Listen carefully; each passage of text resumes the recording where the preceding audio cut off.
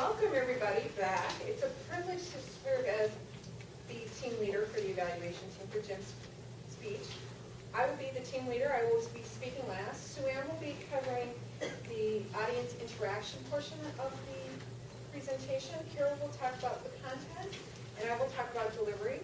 At the end, we'll turn it back over to Jim to give some comments, and then open it up to the audience. Thank you.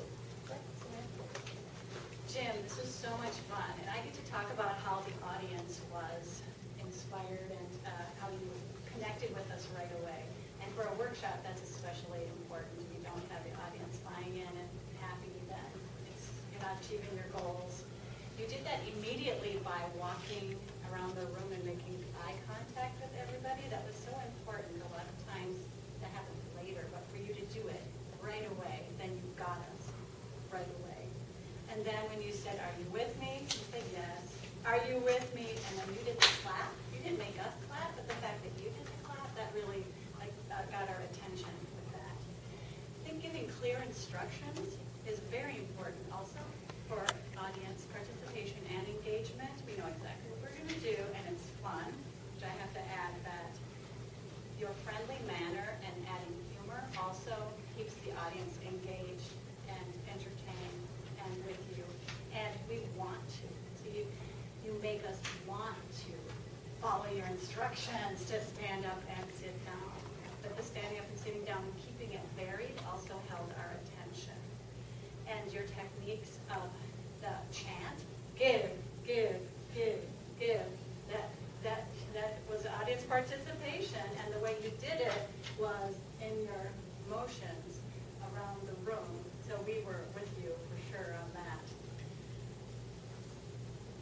I liked how you used examples of members and our guests. Keith has the chest voice, and perhaps Sarah has the head voice. And if we can relate to individuals we know, then we're more likely to be engaged. So that's a very important technique for keeping us engaged. And then as far as relating to the audience, that's what I had under relating to the audience. And your other examples were things that we could relate to, the Santa Claus and the Mr. Rogers. And using baby talk, this is how you talk to a baby. Everything that you used was relatable to us, and that's so important to keep it at whatever level we're at, not going over our heads in any way, so that we're with you for the entire time. And all in all, it was fun, and that's your point. If people aren't having fun, they're not going to buy into what your message is. So, thank you. I loved your speech and action-packed. And the content in particular was very pertinent, good, well-structured. You had the two main points, register and consonants, and you tied them into two exercises. So everything flowed. It was very useful for us. The register is something that's basic, so pretty much we probably all knew that before what they were, but you explained it really well. The consonants was something that people do not generally think hard about. And you did a very nice job of explaining between the unvoiced consonants and the voiced consonants and what types of effects you could get with both.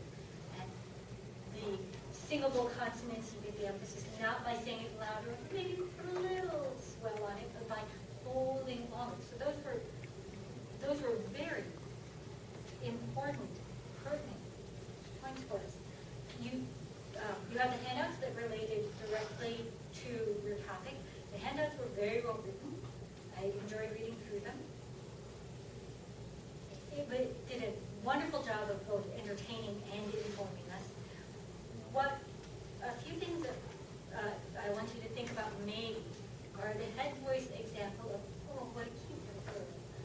I tend to resist gender stereotyping, so I was going, oh, sweet baby.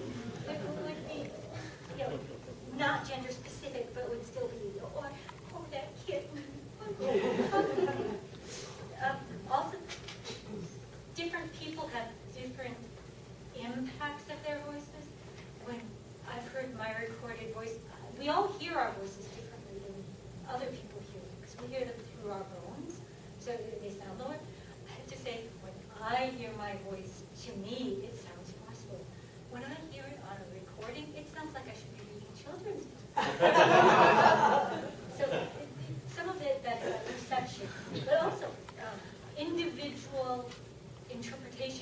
when Nancy did the baby voice to me, I was going, "God, that sounds so insincere."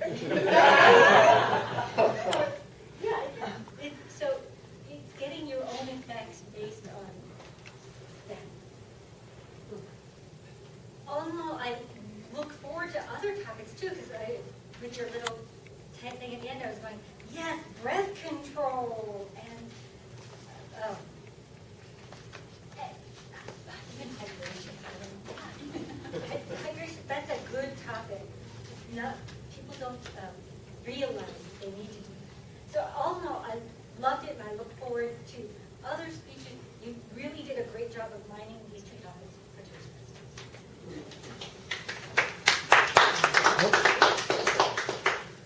And I could just speak of the delivery portion now.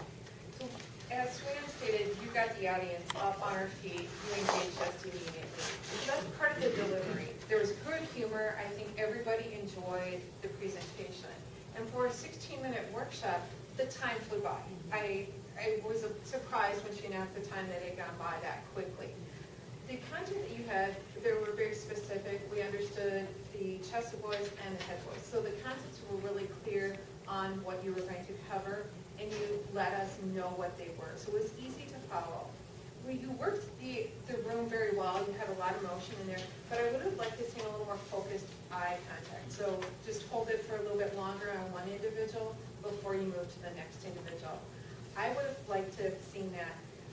You have great enthusiasm for this topic. Your smile, everybody in this room connected with that smile, and you felt warm and welcoming. There's no opposition in your presentation style that people weren't enthused, and you got everybody up on their feet making noise. And it went by very quickly. I also like the fact when you talked about liberty, you did this hand gesture to hold out the L. So it was very natural, and it added the impact. So you can almost see somebody like painting the line of holding it, which was helpful. You did point out members of the audience. One of the things that you had mentioned is that you want to record it. Practice, listen, and evaluate. So those came across clearly. What I would have liked to have seen perhaps in the content was, what have you found as value by practicing, listening, and evaluating? Or is there somebody that you worked with that, wow, this was an aha moment for them by practicing, listening, and evaluating? What was the impact out of it? You had handouts for us, but I did hear you mention the handouts as a reference. So that would be something I would encourage, even in closing, saying, by the way, you don't have to remember all of this. We've got handouts for you. One thing, too, is I would like a little more impact on where you found is the best place to put your passion.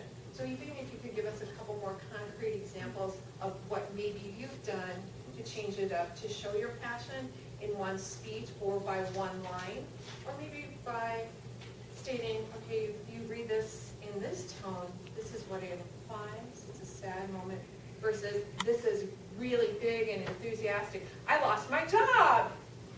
No, I didn't lose my job, or I lost my job. So it can have a very, very different impact on how it comes across. But I love the content of this, and I would encourage you taking this workshop to other clubs into the district. It's your turn. Thanks to all three of those great comments. I love the kittens. They, in particular, actually have done cute little boy on occasion as well. Didn't hear. Probably would have helped. The exuberance factor is my strength, I think. And so where if I'm weak on content, I like to make it up in energy. And I think that I did connect here. So hopefully that's an asset that I can continue to use as well. Clearly, I threw the three of you a curveball on the eval. What you don't know is that we had email after email after email trying to figure out, I knew what I was going to do. Now, what template in the Toastmasters model does that fit? And compliments to all the work that this team did to try to figure out, well, what is it that he's doing and how can we do that evaluation? So thank you for that. We'd like to go ahead and open it up for audience questions and comments. Keith? Thank you. Jim, as I was shaking your hand and mentioned a really enjoyable presentation, and we'll be inviting you to come to the club share that. I do want to echo the feedback that Nancy gave you, that she gave you to personalize your content, talk more from your experience as examples to move forward. The point I really want to share is feedback I gave to Sandy, and Sandy, you remember this from her second speech. All that moving around, which is exuberance, but it's also nervous energy, I want you to stop that. What I want you to do when you want to connect with us is to connect more with your eyes and your body position, not with the moving around. That gets to be furtive, and it gets to be distracting for many people. So I just want you to consider that. So standing in place, using your eye contact and your body position to share that exuberance as opposed to the moving around like you did today. Mary? We have a fall conference, and I suggest that you submit your application to be presented at the fall conference. Any other comments? Other comments? Go ahead. I'm going to respectfully disagree with my esteemed colleague. I like the moving around, but then in my club, when somebody moves to the back of the room to make a point, it's called doing a Rybert. So moving around the audience is effective. Keith is right, it can get distracted. Most Toastmasters under most situations are locked to the top front of the room, and we need to open that up for most people. And repeating what I said earlier, can I have some of what you have on tape for a cable station? You're really good. Well, thank you so much, and we'll go ahead and turn it back over to our general evaluator.